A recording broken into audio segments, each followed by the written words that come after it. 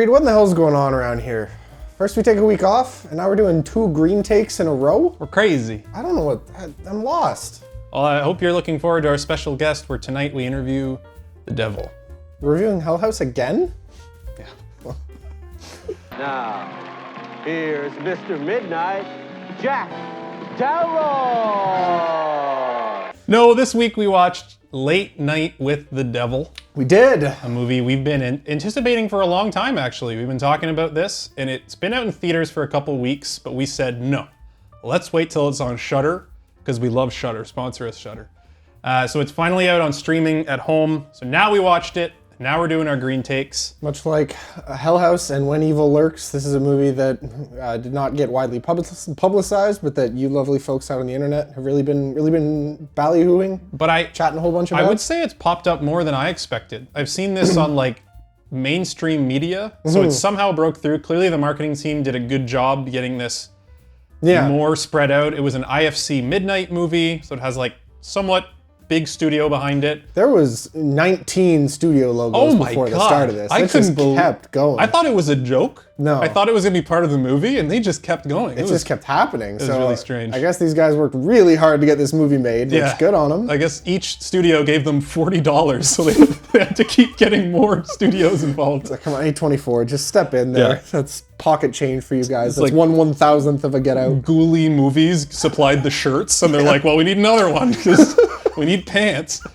But yeah, Late Night with the Devil, for anyone who doesn't know, this is a kind of found footage movie. It's basically framed as the last broadcast of this 70s late night talk show where the late night host interviewed the devil, and things escalate into paranormal craziness.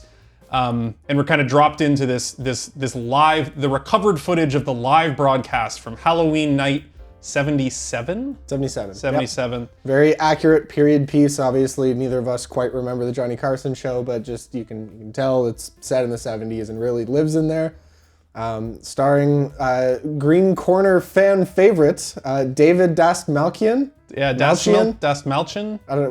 We should have looked that up. One of us should have. But we're gonna say one of those. He's a fellow who has popped up in a lot of movies in our lifetime. The earliest thing I can think of was The Dark Knight. Yep. But he's popped up in a million things, and we talked about him on our show because he was in The Last Voyage of the Demeter, which I remember because I butchered his name. David Dastmalchian, which I'll probably look back on now and cringe, because I do think this guy will become more of a household name. He's not going to be a Tom Cruise. No. This is the first vehicle for him, and I suspect he'll get more. I think he's a real star, and I think we'll be seeing a lot more of him, but he was kind of the only big name attached to it that I was aware of. Yeah, and what I remember saying in Last Voyage of the Demeter was that was the first time I'd ever seen him cast, not just because of how weird he looked. Yeah, he's playing a normal guy. Yeah, now this is the second time I've seen him cast as just like a human being. Yeah. Which is great. Good great. job.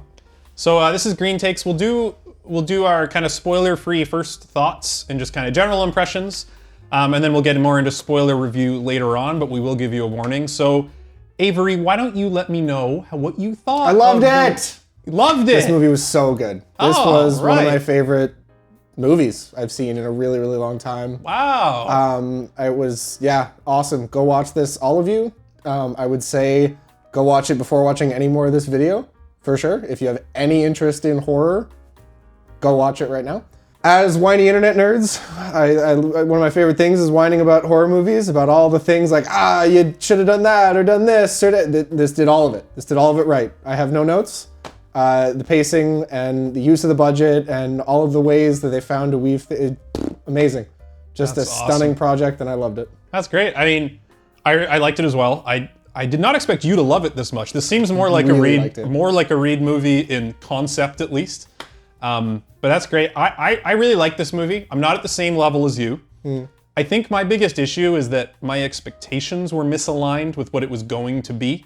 So, because it's framed as this, kind of the lost footage of the 70s era accurate movie. I thought it was going to be super gritty, grounded, really scary, like nuanced horror. Like Wreck. One of those. Like a nuanced found footage style movie where the scares are subtle, tricks of the light, little things corner of the eye, and it would be much more psychological, much more grounded, and also be completely accurate to the era appropriate camera and sound, which they do for most of it, but they play with it a bit. That is not what this movie is. This movie is campy. This movie is fun. I don't think it takes itself too seriously. I think that it weaves in a lot more comedy than I expected. It has some very heightened performances that are like not what you'd find in a super grounded, upsetting horror movie. It's a fun movie. And Yeah. that's not what I expected. So I think it took me a while to re-gear my brain to be like, okay, you're not gonna be emotionally traumatized by this. This isn't gonna be horrifying, but it's gonna do other stuff. And when I adjusted my brain to that, I had a wonderful time with this movie. It was really fun. Quaint little package of just good stuff, and I love movies like this are getting made. Yep. I think that maybe it's just me not overcoming my expectations. I didn't love this movie. I came out of it really enjoying it. I would tell people to go watch it if they're interested in this kind of stuff, but it's not like top, so I don't think I loved it as much as you did, and I'll get into kind of some specific issues I have, I guess, but overall I really enjoyed it. It's a great fun movie, and well worth watching. So that's our spoiler-free reactions. We obviously both liked it. Go watch it. It's a good time. We're gonna get into spoilers, so if you haven't seen this and you don't want it spoiled, get the heck out of here. And then come back. Whoa! Now, as you know, here on Night Owls, we think it's very important to keep an open mind. You loved this movie, Avery. I did. It resonated. What was the big stuff? Why did this movie get to you? This movie did so many things well. I mean, just in terms of being a horror movie, there are little pieces of so many wonderful horror movies that I saw in this. I think if we talk about some of the iconic horror movies of kind of the last 15, 20, 40 years, this movie managed in this tight little low budget package, it gave me that, it evoked The Witch a little bit in the way that it was like footage you shouldn't be seeing in a period piece. And I think it used that premise really well. I'm not saying it felt like The Witch or was that dark, It definitely wasn't. But it evoked that same feeling of like, of just using a period piece to accentuate the horror really, really well. I think it had a very narrow scope that was almost claustrophobic, where it never left the cameras, it never left the sets. And it managed to get in some like, oh, what's that movie about the worm coming out of the head that everyone loves from like the 80s? The Reanimator? Or no, the other one. It managed From Beyond? Yeah, From Beyond. Yeah. It managed to get like some that level gross, practical, like nasty stuff in a way that felt organic to the movie and fit and used the budget well.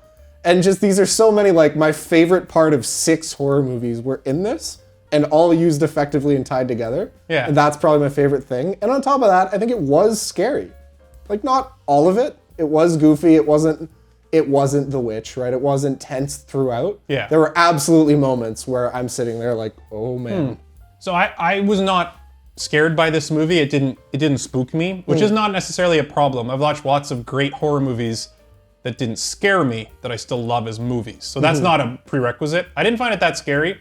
The movies From Beyond and Reanimator are great examples to tie this to. It's more in line with those in style than movies like The Witch and The Lighthouse in execution, because it doesn't take itself too seriously. The gore effects are silly.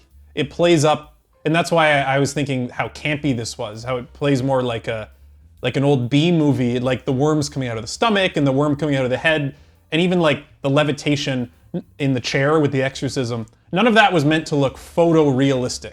It was meant to look like good practical effects in a movie, but your brain isn't like, oh, is that a real worms? But it didn't bother me. It was They found fun. such a good angle on it though. It was because it happened like as hypnosis, right? It was, and it's the kind of thing that's cheesy if you're lazy about it. But the fact that they worked in this awesome practical effect and then found a way that it made sense, that this was not something that really happened, I love that. Yeah, that was cool. That was great. It harkens, there's very specific homages too. Clearly The Exorcism is probably the biggest.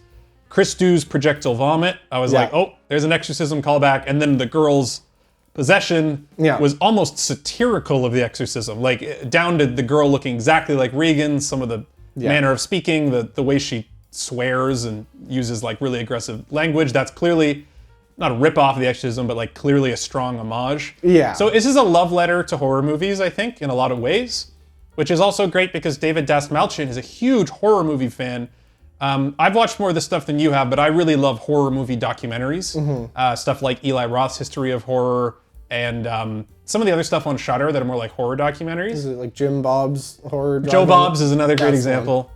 But David Dastmalchian shows up on those as a guy who's interviewed about horror history a lot, and he knows his stuff. He has like an encyclopedic knowledge of old horror movies, new horror movies, specific actors from horror movies in like the 60s, 70s. Like he's on the ball. So it's cool to see him in a movie that is homages to so many old horror movies. It did feel like just a horror movie lover's movie. Like you're sitting around the campfire, you're listening to a spooky story, just have a nice 90-minute experience. And it felt like it was made for horror fans. Please welcome Dr. June Ross Mitchell and Lily, the young subject of the book, Conversations with the Devil. I want to talk about David Dastmalchian a bit. Let's talk about Big D. He is fantastic in this movie. What he has to do is he's constantly pivoting between being the actual talk show host and doing the like, hey Johnny, how you feel about that? You know, like acting era. My wife. Like, yeah, this is great. era accurate late night host guy. Oh, good evening, Night Owls, and thank you for allowing me into your living rooms once again.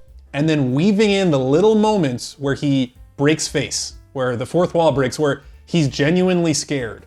And they do that a lot with the segments where they're on commercial break and we're seeing behind the scenes. That's pure, authentic And like him. the face comes off and he's smoking and nervous and like, don't talk to me. Like, Yeah.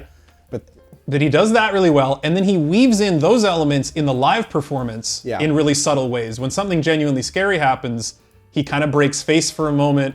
You see he gets nervous, but then he'll come back with a line like, well, I didn't think that was coming, or something. And he perfectly plays it down the middle that I really felt like he was a real late night host going through this experience. I felt the exact same way, and it's so important to feel like, as I described it, as this is something you shouldn't be seeing. Right? This is genuinely footage of something horrible that happened that like had to get buried. It was so important that he feels real and nails kind of all three of those, like a talk show host mask on, talk show host mask slipping, and talk show host mask off. Yeah. Like, and he got all three of those perfect every time. Yeah, I think he was perfect. I love that this is finally a vehicle for him. He's Yeah. always playing supporting roles. And the fact that this is just all him on screen the whole time made the movie for me. I don't think this movie works without a performance this strong as your lead, which does lead me to a criticism of this movie. I think none of the other performances held up to that. Most of them were fine, but a couple performances took me out of it. This is almost always the thing that I call out and you say they're fine. Yeah. And I didn't think any were bad. So Who do you think was bad? the one that really got me was Carmichael Haig. You didn't like mustache him. skeptic guy. Now, Okay. he does a good job of being skeptic guy on a 70s late night show. So when He's based on a literal guy that anyone who watched Johnny Carson remembers. I looked up his name. but Oh, okay. I didn't There was know like that. this exact guy with the exact mustache. Got that, it. Like, this So- was someone. when the mask is on, when he's on live air doing his shtick, he's very good. Like he's believably being his little interjecting comments, his little jabs. It all feels real, all feels in character.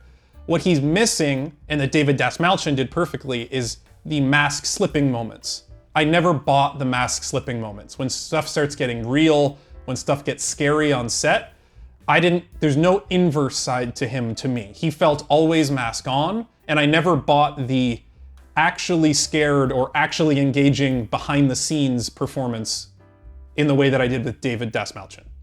Interesting. Which is half the performance, and Yeah. he's kind of the second lead. Like he ends up being in in a lot most of the movie. So I didn't buy his performance. It wasn't terrible, but I think it was also contrasting. David Dastmalchian's was like, I forgot I was watching a movie. I Yeah. felt like I was really watching something I was not supposed to be seeing, like you said. His performance kind of kept bringing me out and felt more like watching a low-budget horror movie where you get a good actor, but not someone who made me believe what I'm seeing is like real. So maybe I'm holding that bar a bit too high, but I found his performance wasn't great. I agree he wasn't as good, obviously, as David Dastmalchian, but I thought he read pretty well as arrogant the whole time, right? And I think it made sense to me that the mask wasn't slipping, because even when there's literally, a demon floating in midair and all this stuff's happening, it's just a trick I haven't figured out yet. Like, that's his whole thing. And there wasn't a ton of moments of that, and I agree it wasn't as effective. It definitely never ruined a scene for me. But I respect the opinion. Yeah, I think it also, I need to acknowledge it could be my missed expectations, because the scene, for example, when they're talking about this men's club that David Dastmalchian's character is a part of, he says like, I want to know about this men's club, the demonic sacrifices, the orgies in the woods. And then he has a joke line, he says like, mostly the orgies. Yeah. My brain at that point in the movie was like, I thought we were going for scary, and that was a clear comedic beat. And I it was just almost thought he like was a scumbag. it's just like my brain hadn't accepted the campiness level of the movie yet. Okay. So maybe on a rewatch, I'd like his performance more. But when I thought this movie was going to be much darker and much scarier, his performance stuck out like a sore thumb. So maybe I'm not being 100% fair, but on a first watch, I didn't click with his performance. Ladies and gentlemen, please stay tuned for a live television first as we attempt to commune with the devil.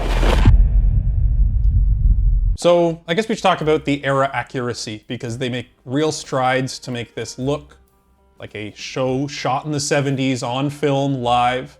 Yeah. And I think they did a very good job. Clearly low budget. This movie's clearly low budget.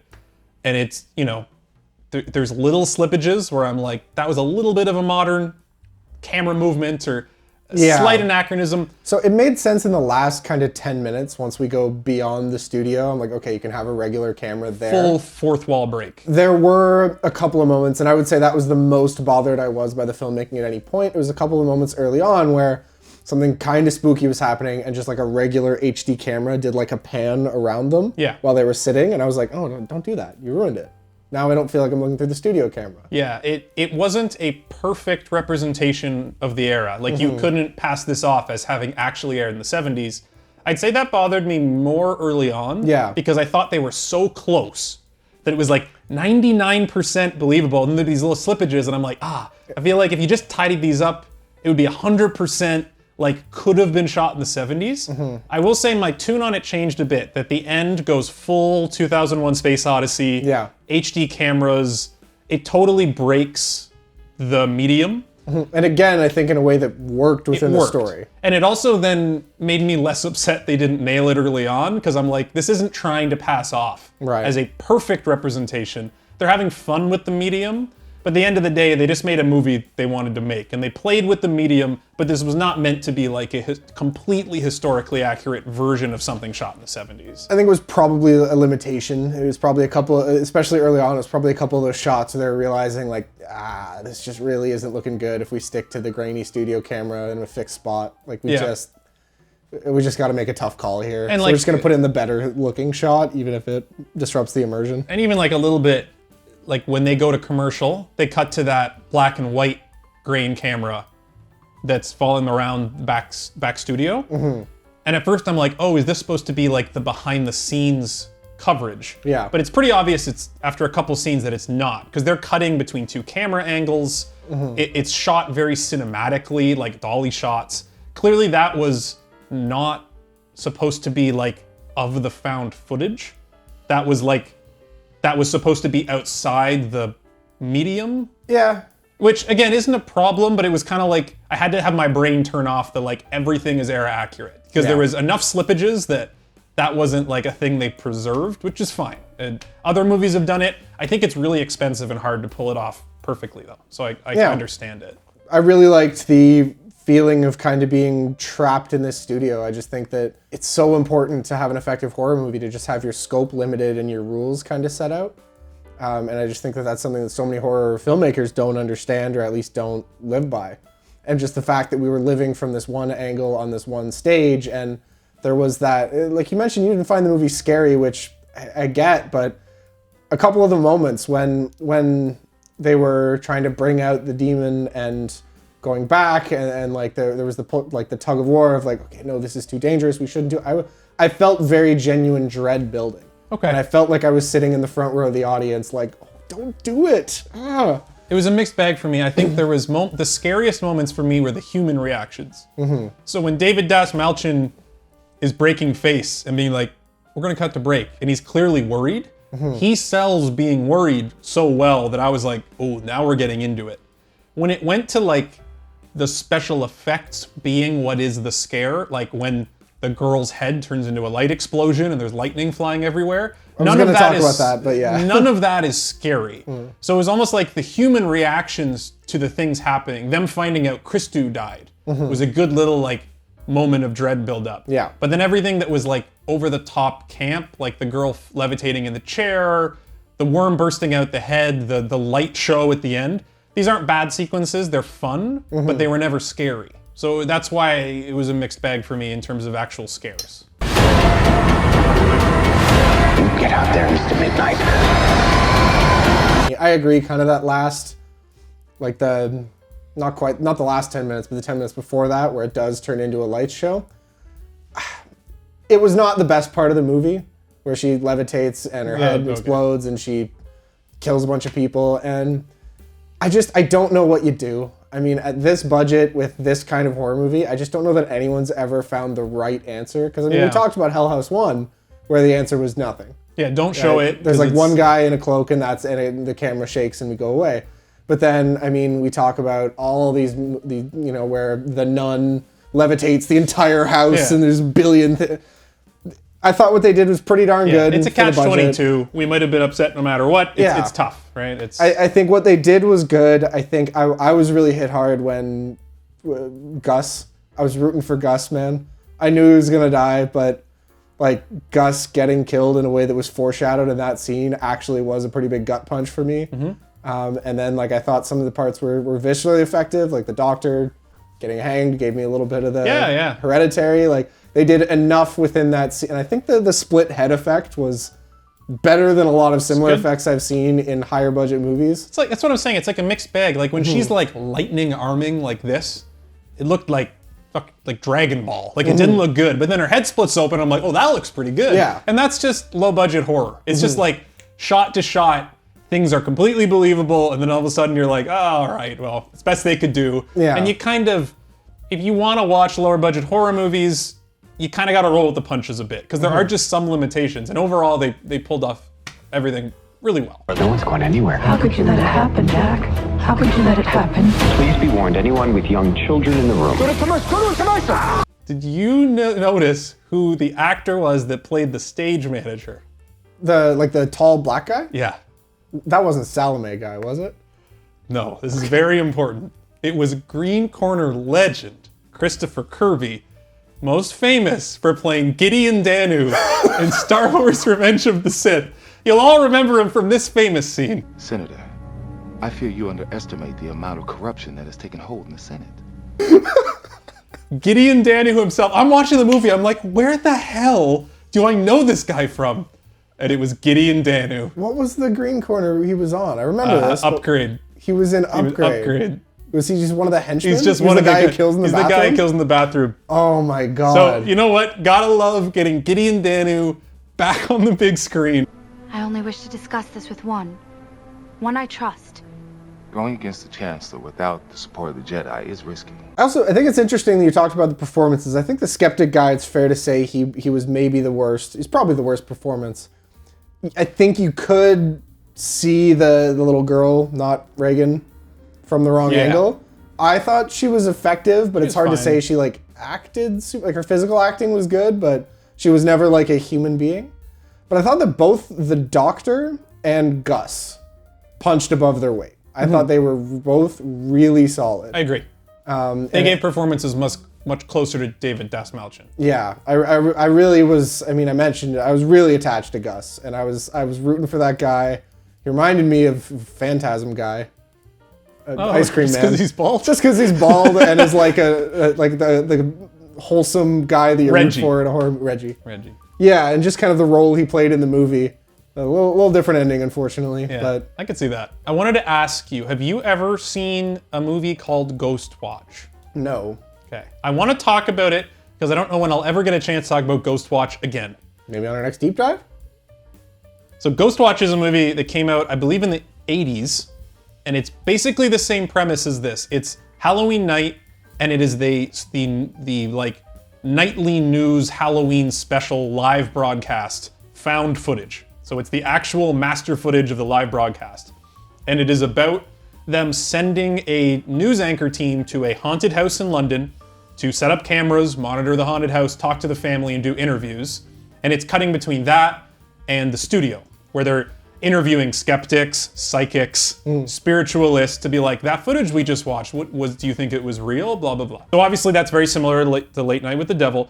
The difference for authenticity was that they hired all the actors were actual TV celebrities in the UK at the time. It was like the most famous news anchor was the news anchor playing himself. And from what I understand, it was released in a way that did not market this as a movie. It came on at night on Halloween. It's like an Orson Welles War of the World thing. Exactly. Mass hysteria, people calling in, freaking out. It was banned in the UK for many years.